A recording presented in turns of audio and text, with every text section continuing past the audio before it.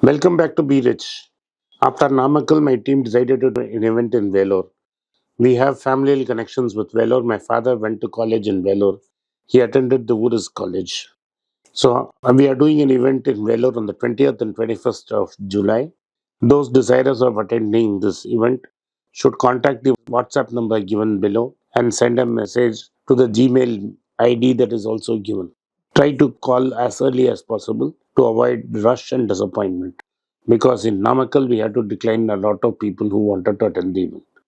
Once again, I thank you for supporting Be Rich. Good evening and welcome back to Be Rich. Sashwath is on a reading spree. He's looking at this book in The Intelligent Investor. And so he is talking about common pitfalls that investors face. And some of them cognitive, some of them not so cognitive. So, he's become a thoroughbred fan of Benjamin Graham. This is the third time he's reading this book.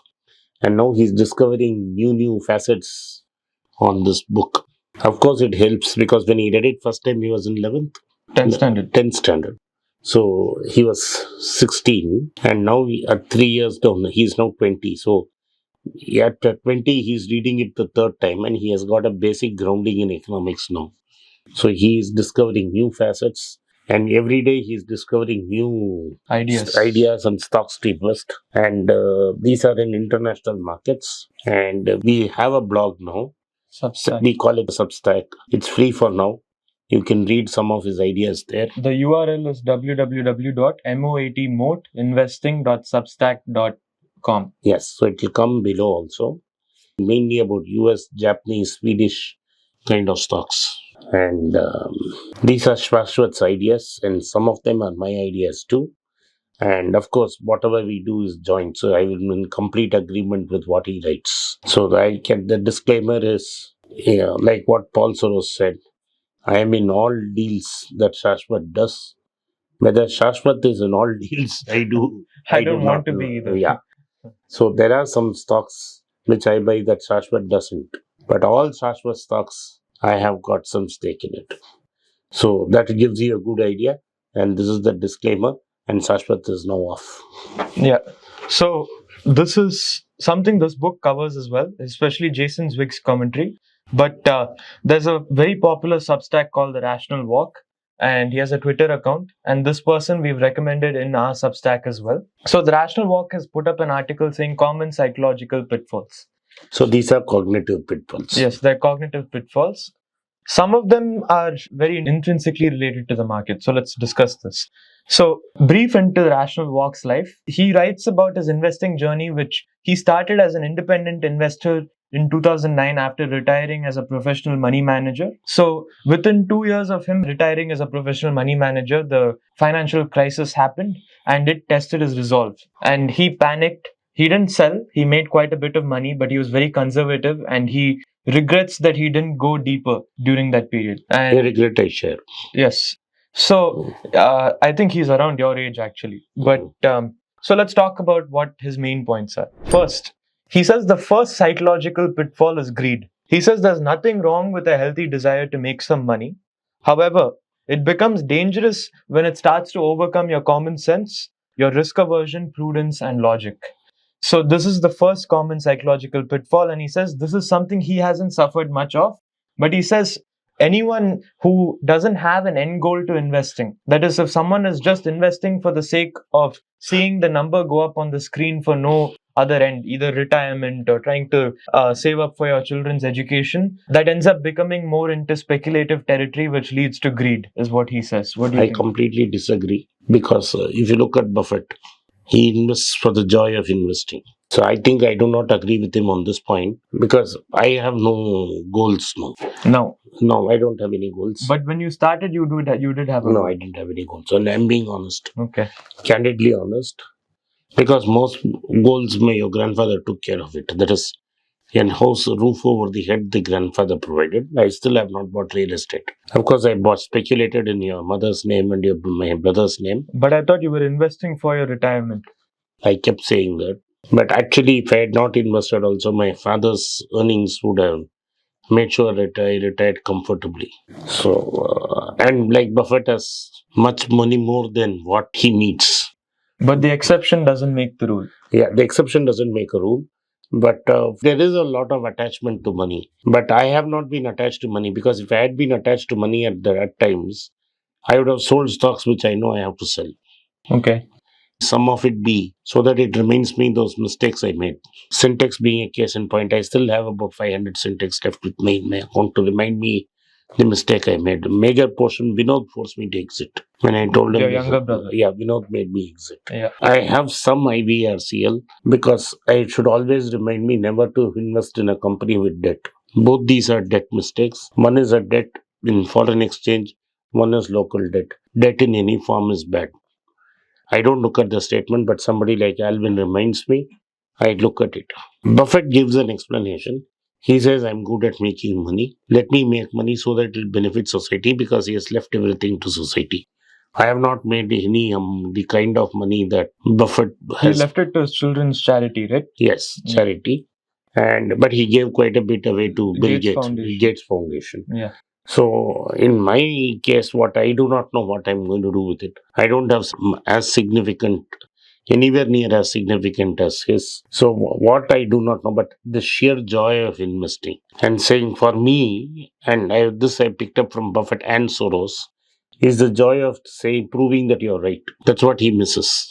That if you are betting against the market, yes, you are betting against the herd. When you are betting in the market, you are betting against the herd. Yes. So what happens is you want to test your skills. And if I do my skill, if it's a sport to you. It's a sport. It's a more or less a sport. And I completely disagree that if you do not have an end goal, you will succumb to greed. There's a very famous fund manager who gave a recent interview in one of those YouTube channels, in which he said 50 crores is minimum needed for a middle class. And he said a middle class will need 3.5 lakhs per month after taxes today. Isn't that purely greed? That is greed. Yeah. Because the median income in this country is 15,000. Yeah. If you are making 1 lakh rupees a month, you are in the top 1% of the population. Yes. So I'm way past the top 1%. I'm in the top 0.1% of 1%. For me to say making 3.5 lakhs is middle class is a cruel joke. So I don't want to play those jokes. Yes. So it is more like a sport where you try to compete with the market. You compete with others. Yes. It's like playing test cricket. Yeah. Because I always have shown you similes in sport. Yeah.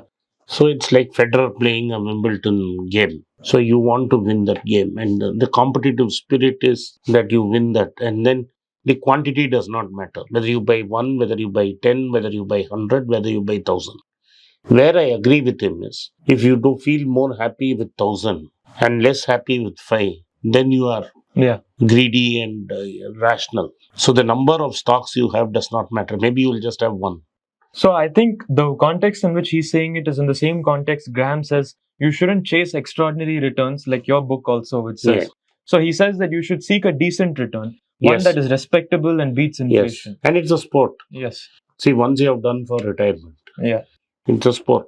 You play the sport, you to enjoy the game. Yeah.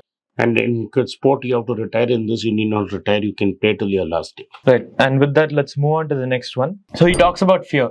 He says that he's not talking about either logical risk aversion or trying to exit something out of completely examining the situation and taking constructive action, but rather he talks about it in the sense of excessive panic. This is something I can talk about and attest to personally. Most of you have received the video on my investing journey quite well, and in that I've talked about GSS.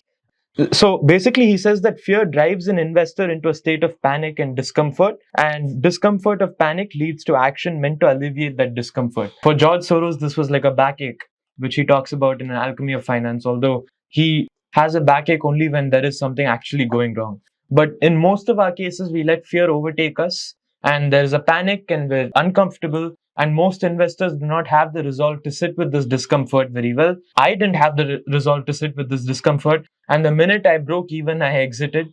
He still has some of GSS stocks in his I think you made me exit at 150, 160. Okay, so now he exited much later than I did. You bought it at 25 and...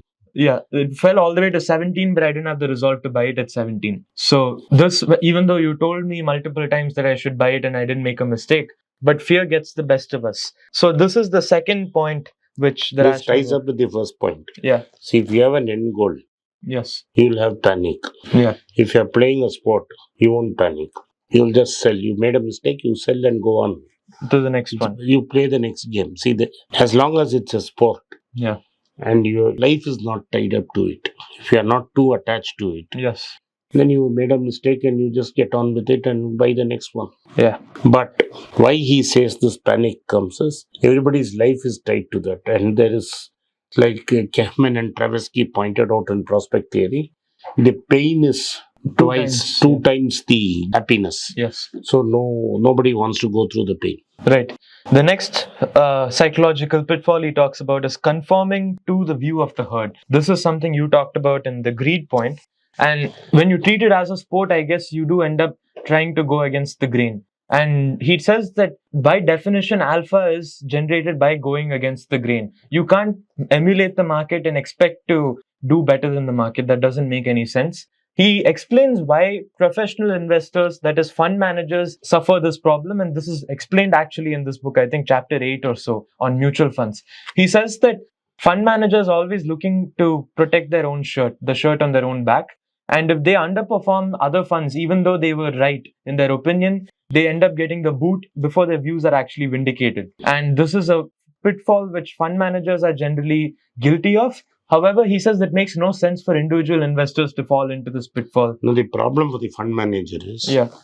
when the market is good and you don't need to invest, a lot of people will give you money. Yes. When the market cracks and it's time for you to invest, nobody gives you the money. They want the money that's already there. Yes. So you are forced to sell when you should be buying and forced to buy when you should be selling. And even the most prudent fund manager faces this problem. Everybody faces this problem. But you as an individual investor do not face this problem. You have complete authority over your own money. And this is something which you should work on. That is, all of us should work on, not just the audience. And envy is the next one. And like Charlie Munger says, this point need not be elaborated much. Comparison is the thief. Envy is the comparison is the thief. If you see the next guy over you and he's done better than you, definitely you want to go and beat the market, beat the hell out of him. Yeah. And you want to you're not competing against the market, you're competing against another player. Yes. Then what happens is rationality goes out of the window and you start making irrational mistakes. That's enough said about envy. Ego is that's a big problem. Yeah. The inability to accept you're wrong and keep doubling down every time the market goes down. First, when the price at which you buy, if it's a value buy, yes, and the market cracks, of course you should buy. You should be able to re-examine why you're buying. So there's a fine line between fear and ego. You need to make sure that you're not too fearful. At the same time, you're supposed to make sure you're not too egotistical. And like Howard Marks says, humility, there are many most important things which Howard Marks says, but humility is one of them. And he says you should have the humility to accept when you made a mistake in your analysis. And that's that. Finally, capitulation, which is the last part of all of these, which is he says that once your resolve has been tested and you've been corroded, you end up capitulating and you end up returning to the herd. Yeah. That what happens is when the market cracks. Yes. And falls 50%, you should not be selling. If you are even thinking of selling, it is capitulation. Capitulation, yeah. All this comes when the first point, when your future is not tied to that money emotionally. That's why I say use Stephen Coffee, because you are putting money you can afford to lose. Right, and there's a nice part where Rational Walk says that when you feel like you need conviction, it's better to open up the 13F form, which is basically the filing super investors use. See what Warren Buffett is doing. See what Seth Klarman is doing. See what George Soros is doing. Figure out who these investors you respect are and see what they're doing, and take refuge in the fact that they're also in pain and they're agreeing with what you're saying. Because we were against investing in equities in 2021 when the US market was bubbling. We also saw that Warren Buffett and Berkshire Hathaway was sitting on $120 billion. Yeah, I think now he's sitting on $85 billion. Right. So the point is that when you see someone who's smarter than you, more capable than you, doing the same thing you're doing, at some level, it gives you a reassurance. And this is a cheat which we have used in the past, and we recommend that you also use when you feel like you need the conviction to do so. Thank you for watching Be Rich. I hope you enjoyed this program. If you enjoyed this program, like the video, subscribe to our channel and turn on the bell notification. If possible, send this video to your friends and relatives. And as usual, I thank you for supporting Be Rich. Thank you.